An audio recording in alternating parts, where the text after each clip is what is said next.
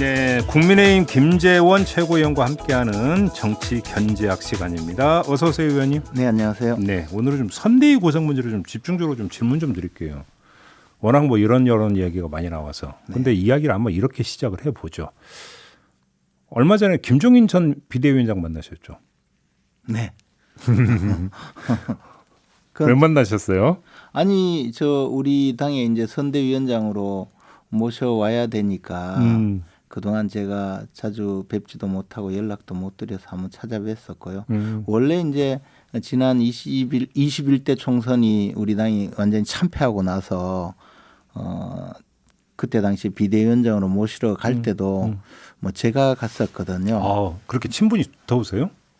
2008년 이후에 쭉 같이 뭐 이 일도 같이 하고 또 2012년 대선 캠프에서는 제가 모시고 일도 하고 해서 그러면 그분을 오랫동안 잘 뵙고 있죠. 이렇게 표현해도 되는지 모르겠으나 김종인 전 위원장이 워낙 또 밀당에 능하셔가지고 네. 그냥 그거 다 빼고 네. 우리 그 최고위원께서 읽으신 대로 김종인 전 위원장의 속마음을 어떻게 읽으셨어요? 만나서.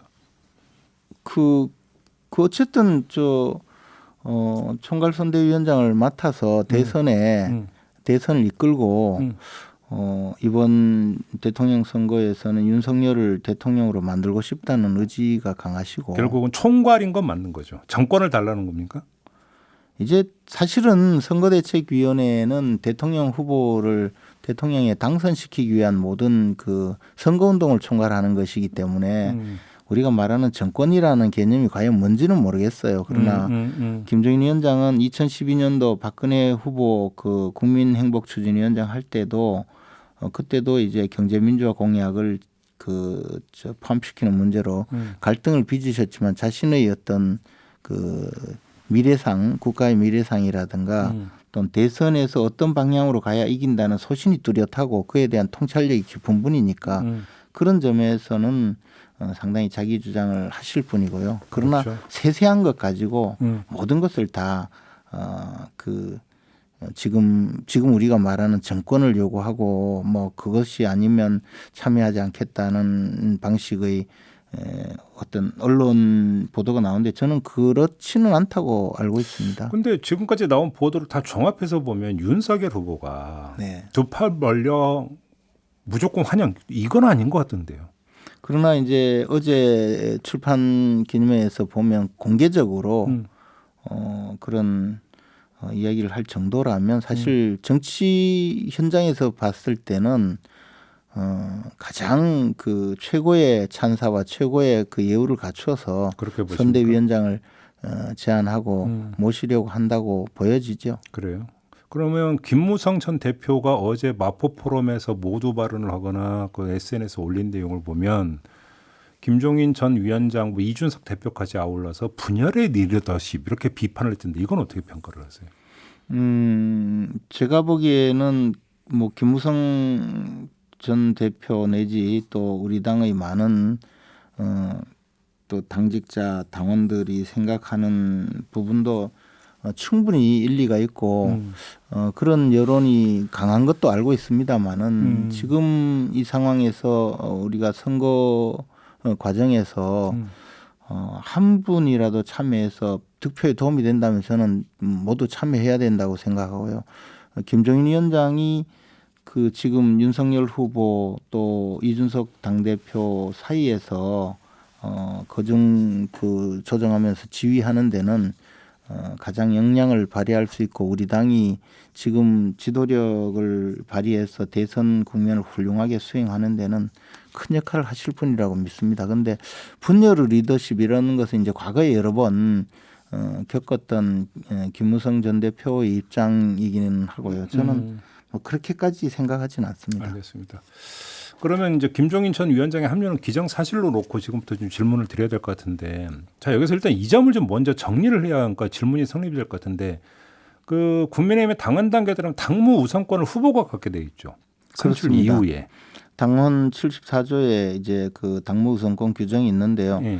대선 후보는 대선과 관련된 당무 전반에 관하여 우선한다라고 규정을 해서 모든 의사결정권의 최정점으로 규정을 하고 있습니다. 이것은 과거에 우리가 이제 정당에서 보면 민선 대통령을 선출하게 된 이후에 보면 민정당이든 당시 통일민주당의 김영삼 후보 네. 또 평화민주당의 김대중 후보 뭐 신민주공화당의 김종필 후보 모두 이제 당을 만들어서 당 총재로서 자신이 대통령에 나가기 위한 정당이었거든요. 그리고 나서 그 과정을 많이 거치면서 우리 당의 이회창 총재 때까지도 결국은 이제 당 총재가 자기가 이제 자기를 대통령 후보로 선출해서 대통령에 출마를 했기 때문에 이런 뭐 문제가 없었는데 그것이 대통령 후보 선출 과정의 비민주성을 내부적으로 많이 지적이 있었고 그래서 이제 당권 대권 분리 규정이 생겼거든요. 네네네. 이제 저 대선 후보로 출마하려면 선출직 그 당직자에서 선거일 1년 6개월 전에 사퇴해라. 즉 그 경선 1년 전에 사퇴라는 의미인데요. 그것이 이제 대통령 후보 경선의 공정성을 담보하기 위한 것이었죠. 이제는 모든 정당이 다 그런 규정이 있습니다. 물론 뭐 잘 지켜지지 않는 당도 있죠. 그런데 대부분은 이제 민주당이나 우리 당이 그렇게 되어 있는데 이렇게 되면 선출된 대통령 후보가 이제 저 당무에 관해서 어떤 역할을 할 수 있느냐의 문제가 과거에는 당연히 뭐 대통령 후보가 당을 지휘해서 대선에 임했는데 그 과정에 당권 대권 분리 규정을 두면서 대선에 승리하기 위해서 대통령 후보로 선출되면 당의 업무 전반에 대해서 비상대권을 갖도록 만든 것이 바로 그 당무 우선권이거든요. 근데 여기 보면 선거 업무의 효율적인 추진을 위해 필요한 범위 내에서라는 단서가 달려 있단 말이에요. 네. 근데 지금 대선 국면에서 이게 나눠질 수 있는 겁니까? 없죠. 지금 당이 전부 근데 이제 그 근거를 마련하기 위해서 한 수식어인데 저것이 비상대권 규정을 가져온 거거든요. 그래서 당무 전반에 관하여 아마 저 프랑스의 비상대권 규정이 저 국무 전반에 관하여 뭐 공화국의 업무 전반에 관하여 우선하여 그러면 뭐 비상대권에 준해서 해석해야 된다 이 말씀이시네요. 비상대권이죠. 그런데 그러면 이준석 대표가 윤석열 후보가 당무 우선권을 강조했다고 그건 주변 하이에나들의 말일 뿐이다. 이렇게 지금 일축한 건 어떻게 받아들여야 되는 거예요? 그런데 당무 우선권은 그 당헌에 정해져 있고 당헌상의 당무 우선권은 그동안 수차례 발동을 해왔었고요. 그에 대해서 뭐 이준석 대표가 어떤 뜻으로 그런 이야기를 한 것인지는 몰라도 그냥 그 비상대권을 그 규정한 것은 맞아요. 그러면 지금 그 대표의 역할은 어떻게 되는 겁니까? 이렇게 돼버리면 바로 그러니까 지점이 바로 거기에 있는 것 같은데. 그런데 이제 지금까지는 이 당무 우선권을 두고 당에서 논란을 벌여본 적이 없어요. 너무나 당연한 것이었기 때문에. 그러면 지금 이준석 대표의 스탠스가 잘못됐다는 말씀이시네요. 그러면 까놓고 이야기를 하면. 그런 저는 뭐 거잖아요. 그런 저 말씀은 아니고요. 이준석 대표 입장에서는 충분히 저 자신의 어떤 위치에서 말씀하실 수는 있겠지만 기본적으로 과거에 우리 당이 그 이회창 총재 이후에 이명박 대통령 후보를 선출했을 때나 박근혜 대통령 후보를 선출했을 때나 홍준표 대통령 후보를 선출했을 때 이 당무 우선권에 대해서 어느 누구도 이 문제에 대해서 논란을 벌인 적이 없어요. 그러면 결국 당무를 실질적으로 총괄하는 자리가 사무총장이잖아요. 그러면 사무총장 교체 이야기도 이 맥락에서 이해를 하면 맞는 거죠. 그 사무총장 교체 문제를 두고 대통령 후보가 교체할 수 있다는 사실 자체에 대해서 아마 이준석 대표가 논란을 벌이지는 않을 걸로 보이고요. 다만 그 절차상에 좀 뭐 이야기를 할 수는 있겠죠. 그러나 기본적으로 이 모든 권한은 대통령 후보에 있어요. 그러니까. 네, 아무튼 그것을 그러면 뭐 이야기하지는 않아요. 권성동 의원이 당 사무총장이 되는 걸 이제 뭐 어제 가닥이 잡힌 걸로 이해를 해도 되는 겁니까? 언론에 그렇게 보도가 되고 있고 저희가 봐도 권성동 의원이 아마 후보의 입장에서 가장 신뢰하는 분이라면 그런 분이 사무총장을 맡아서 대선 국면에서 당의 어떤 살림살이를 맡아보는 것은 뭐 필요하다고 봅니다. 그리고 잘 할 분이라고 생각해요. 지금 상황에서. 그럼 제가 아주 그 거친 질문 하나만 드리면 김종인 총괄 선대위원장과 윤석열 대선 후보 사이에서 권성동 사무총장의 위치는 어떻게 되는 겁니까? 아니 그 사무총장은 지금 당내 인사 재정 문제 그다음에 전략 문제에 대해서 총괄해서 실무총 책임자이기 때문에 사무총장이 그 역할을 맡겠죠. 그래요. 네.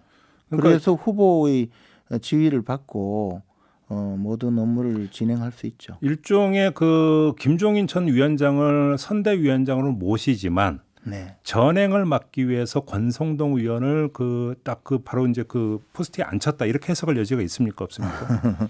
뭐 그렇게까지 생각했겠습니까? 우선은 당무가 잘 좀 후보 입장에서는 잘 돌아가지 않는다고 보고 가장 지금 대선에 지금 나서서 우리 당 전체가 총 동원돼서 질주에도 시원찮을 판에 지금 이제 다른 여러 가지 그 자세의 다른 여러 가지 태세가 조금 걱정스러우니까 자신이 직접 그 지휘할 수 있는 사무총장을 임명한다는 그런 의미로는 저는 뭐 앞으로 이제 혼선이 빚어지지 않는 그런 당무 수행이라고 본다면 가장 적임자가 아닌가. 그리고 지금 필요하다고 봅니다. 근데 제가 좀 약간 근데 이해가 권성동 의원이 임명된 건 맞습니까? 아니 그러니까 그건 이제 전제로 해서 드리는 질문이잖아요. 근데 제가 이해가 안 되는 게 윤석열 후보 본인이 권성동 의원을 며칠 전에 비서실장으로 임명을 했잖아요. 네. 근데 또 갑자기 또 자리를 바꿔서 사무총장을 안 친다는 이건 어떻게 이해해야 아마 되는 뭐 거예요? 비서실장 임명할 때는 사무총장을 임명할 그 계획으로 임명한 것은 아닌 걸로 보이지만 그러니까. 그 후에 이제 당 사정이 조금 많이 좀 혼란스러웠지 않습니까? 그래서 당 사장입니까? 후보 사장입니까? 당내의 여러 가지 사정이 조금 후보 입장에서는 좀 혼란스럽다고 봤을 수 있고요. 처음에 최고위에서 윤석열 후보가 권성동 의원을 비서실장으로 임명하겠다고 하면서 그 자기 후보 본인이 직접 당의 상임 고문들이나 또는 전직 당대표 비대위원장을 직접 다 만나면 좋겠는데 그렇게 할 수 없으니까 대신 그분들을 만나서 선대위 구성에 대해서 모든 의견을 취합해서 보고하는 역할이라고 했거든요. 그래서 비서실장으로서 그런 역할은 이미 끝났을 가능성이 크고 그러니까 다른 업무를 맡길 수 있다고 봅니다. 알겠습니다. 마지막으로 이것만 좀 여쭐게요. 그러니까 빠르면 내일 그러니까 선대위 1차 인사는 발표가 있을 거다. 뭐 이런 지금 뭐 이야기도 전해지던데 혹시 임태희 전 청와대 비서실장이 선대위에 합류해서 정책을 총괄합니까 혹시? 그 이야기는 많이 들었고요. 네. 뭐 가능성은 충분하다고 현재 봅니다. 지금 정책을 총괄하는 그러니까 뭐 그 무관 그러니까 직위를 맡지 않았지만 정책을 총괄하고 있습니까? 정책위 의장이 정책을 당에서 취합 정리를 하고 있었는데 네. 과거에도 보면 정책을 총괄하는 분이 오시고 정책위 의장이 뭐 부의장으로 맡는다든가 부위원장을 맡는다든가 해서 실무적으로 뒷받침한 예는 많이 있습니다. 그러면 아직까지 임태희 그 전 의원이 직접 그 맡아서 그 일을 처리하고 있다고는 뭐 저는 듣지 못했습니다. 그런 이야기가 있어서 드리는 질문인데 그러니까 듣지를 못하신 거고. 네, 그래요. 제가 캠프에 뭐 있는 하이에나가 아니라서. 아유 의원님 왜 하이에나라뇨. 이렇게 마무리할게요. 네, 고맙습니다. 고맙습니다. 지금까지 김재원 국민의힘 최고위원과 함께했습니다.